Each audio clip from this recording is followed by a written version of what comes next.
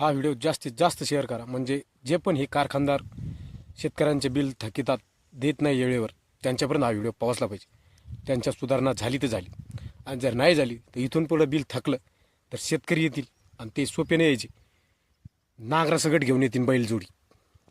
ह्या ऊसाला कंप्लीट 15 दिवस झाले आणि 15 दिवसामध्ये हे 5वं पाणी आहे, आणि ह्या ऊसाला कंप्लीट 12 महिने झाले.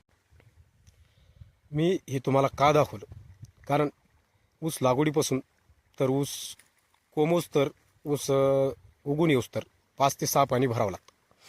आणि मग मागं ते दिसतंय तुम्हाला ऊस उभा, एवढा ऊस होईपर्यंत शेतकऱ्यांना किती पाणी भरावं लागत असं, किती मेहनत करावं लागत असं, किती रात्रीचा दिवस करून त्या शेतकऱ्याला त्याला पाणी भरावं लागत असं.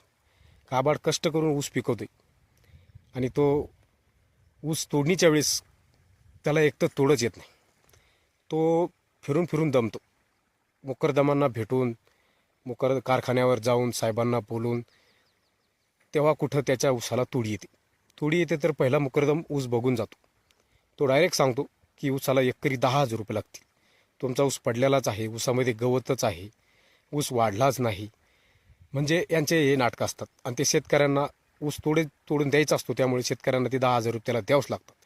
एवढे करून कारखान्याला ऊस गेल्यानंतर 2-2, 3-3 महिने पेमेंट होत नाही, कधी कधी 1-1 वर्ष लागतं.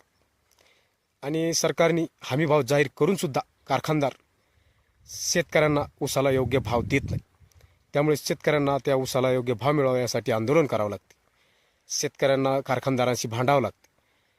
म्हणजे शेतकऱ्यांनी एवढे कष्ट करायचे, तुम्हाला ऊस आणून द्यायचं, आणि तुम्ही फुकटची फुकट मलाही खाऊन त्याचेच पेमेंट थांबून धरायचे. इथून पुढे